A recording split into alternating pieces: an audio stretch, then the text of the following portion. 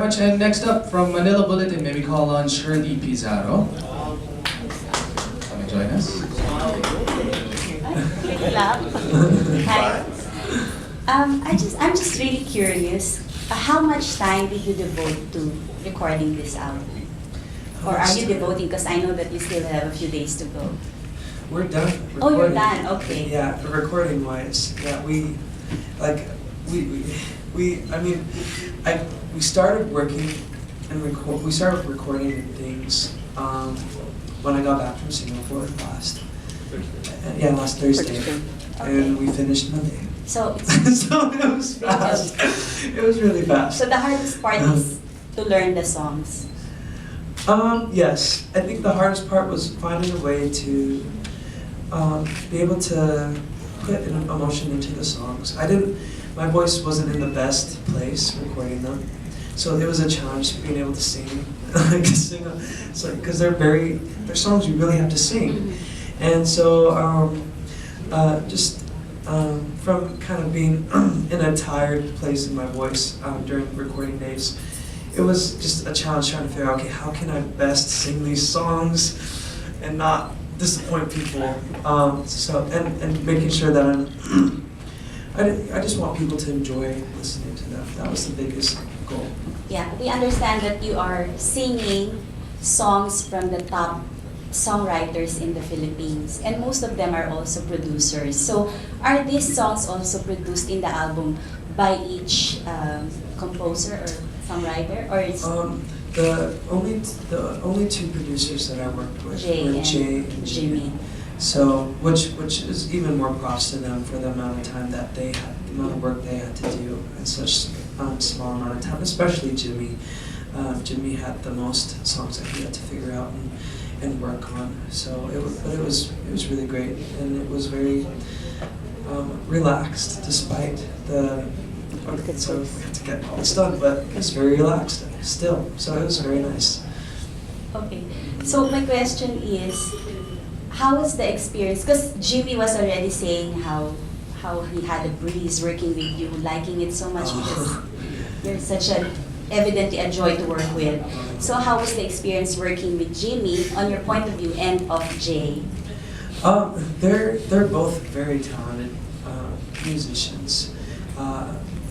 I got to work with Jay first because he's the one who had arranged Nandito Ako and Wherever You Are,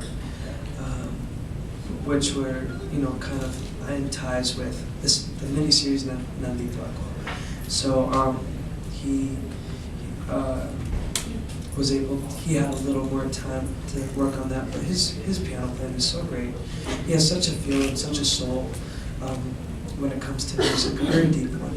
So it was great getting to meet him, and just very chill kind of personality, very easy, mild-tempered kind of guy. And he has been fun to perform with. I've had him accompany me at most of the things I've had to perform at while I've been here. And then Jimmy, we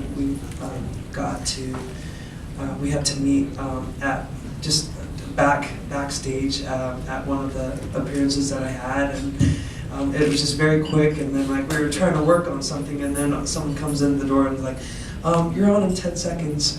Like 10 seconds. So Jimmy, nice to meet you. So it's always a hurried experience, it seemed. But it was great. I worked on 5 of the songs with 5 or how many? 7. Oh, just kidding. 7. 7 with Jimmy. 7 of the songs with Jimmy, and to be able to do that many songs in a few days is really amazing. I give much props to Jimmy for that, and for the great hospitality in the studio. They made the studio feel very comfortable, great food provided there, and just fun getting to meet his family there, and it was just really nice, very good. Yeah, last question. When is this 2-year mission trip going to start? It'll be starting in a little over. I still have at least a month before I'll be going. And where will you go? I'm You not don't know saved. yet. Ah, okay. I'm not saved yet. Yeah. We might go there. Joke. Thank you. Yeah. And we still have more questions from Jojo Panaligan from Bulletin Online. I have two questions, David. Okay. Is it true you're going to record an English version of Nandito? You know, unfortunately, just with the time, I didn't record it, an English version of the song, and I just felt like, while there was an opportunity maybe to record it, that it was just being able to stay true to what the song originally was the best thing to do in the terms of, I think, even people who don't speak Tagalog will be able to connect best to the song in its original language. I felt like that was the way it could be most impactful. People don't always have to understand the words to be able to connect to it, and I think I just felt like it was best to keep it in its original language. And my second question, how are you preparing yourself, maybe spiritually, for the mission? And why couldn't it wait? I guess the way I'm preparing is, well, I'm trying to, in a spiritual aspect, I guess, is just personal study.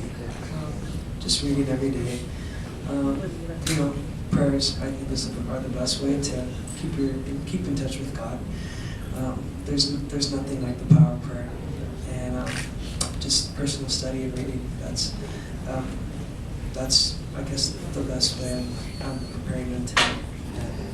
But did you have that dilemma that, well, maybe this could wait? Or was there a point when you were sure, no, it can't wait? Going to the mission? It was very much in the decision make that whole decision making process I was talking about. It was very much that. It's like, well, is this something that I should do or shouldn't do? Is this, if I did, when? And to the point where it's like, you know what, I know I have to go. You know, it's something that you can put off forever because there's never the right time to go. But that's the point of the mission, for any mission, for anyone going on a mission, there's never a right time to go because it's always going to be a hard decision to make. It's always going to be a sacrifice. But that's the point of it too. Great, thanks. Mm-hmm.